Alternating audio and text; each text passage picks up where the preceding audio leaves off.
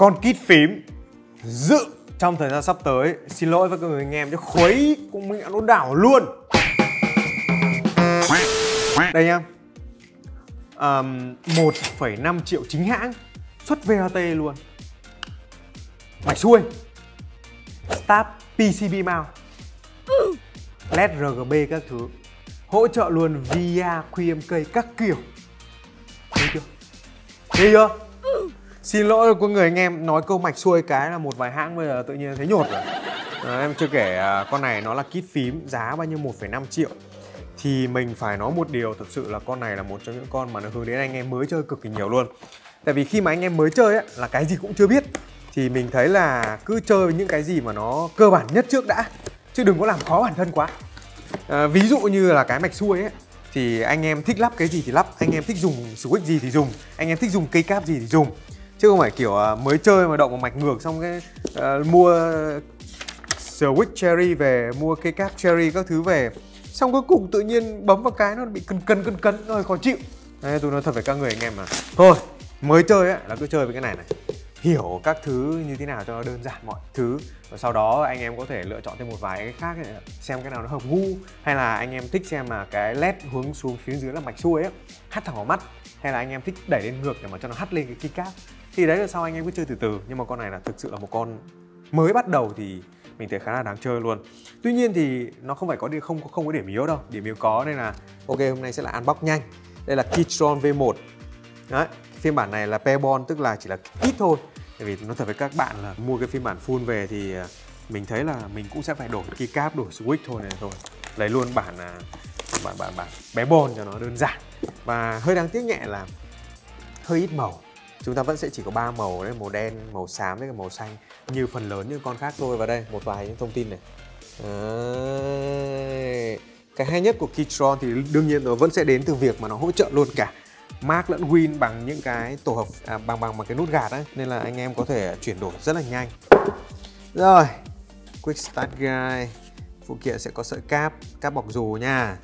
Có cũng có đầy đủ tool luôn, có thêm ốc extra luôn. Được. Ngàm này, cái này hơi phèn. Cái này đẹp bao nhiêu, cái này phèn bấy nhiêu. Ok. Ủa bạn, cái này để làm gì nhỉ? Cái này chắc là ở đây. Đấy, nó đây. Packing thì hơi lỗi tí, không sao, nhỏ thôi. Rồi, Chain mount này cũng chả có cái gì để mà nói nhiều đâu các bạn, nói ngắn gọn thôi. Ây da, lên hình ấy thì mình tưởng là cái lỗ ốc này nó bị lộ ra cơ, nhưng không các người anh em ạ. Được, đẹp luôn. Ôi ban đầu lúc mình nhìn hình render mình tưởng là ốc nó sẽ xuyên từ trên xuống dưới luôn. Nhưng mà đây nhá, riêng cái đoạn ốc này mà các bạn thấy lõi đồng chưa, là nó uy tín hơn so sánh với hãng nào rồi đấy. Đó, không phải là con kit gần 2 triệu bạc vẫn chơi lỗ ốc vặn trực tiếp vào nhựa, nhìn kinh bỏ bà được, vặn quá tay phát là. Uầy, cũng có silicone phần đáy này. Đó, ghi là chain mount, sao mình thấy giống sandwich mount hơn các bạn ạ. Cái này giống sandwich mount hơn chứ không phải là chain mount luôn các người anh em. Ốc này là ốc stand off rồi, đúng không? Start PCB này. Start PCB này mình thấy là giống hệt với cả Start đang sử dụng trên mấy con dòng Q1, Q2, Q3 gì đó. Ui, đây soi kỹ vào, anh em nhìn thấy cái chỗ mà lắp switch này, nó làm cong lên thêm một chút xíu, tức là nó kỹ đi từng cái chi tiết nhỏ này luôn. Layout thì fix ở cái ANSI, Enter ANSI. 3 nút mode là 1U, 3 nút mode 125U, Space 625U. Vẫn có cái phím reset nhanh ở đây. Rồi, Start tủng các thứ rất là quen thuộc. Ok, cháy phết nhở. Rồi, nút gạt chuyển chế độ vẫn ở trên. Đây, nút gạt chuyển chế độ Winmark vẫn ở trên. Ồ, gạt cũng ok. Chắc là tí thì lên gắn thử xem led lủng như nào luôn các bạn. Đúng không ta? Chỗ này là lỗ ốc. Rồi, chain mount thật, chỗ dưới này vẫn có ốc này. Đây, chain mount đây nhá. Chỗ này mình có một ốc đây. Vị trí chỗ đây này, các bạn nhìn này.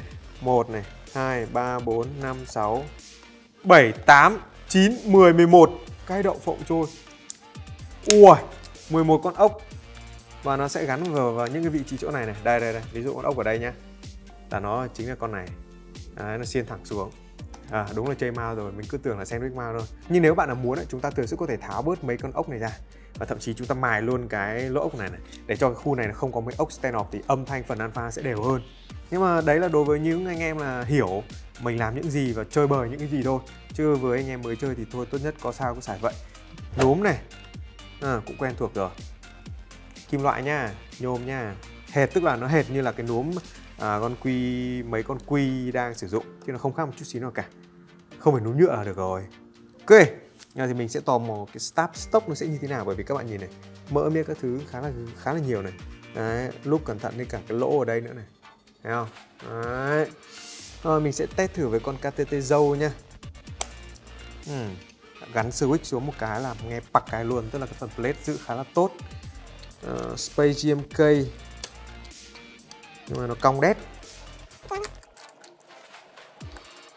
Ok, rồi lắp xong rồi, chặt rồi. Ok,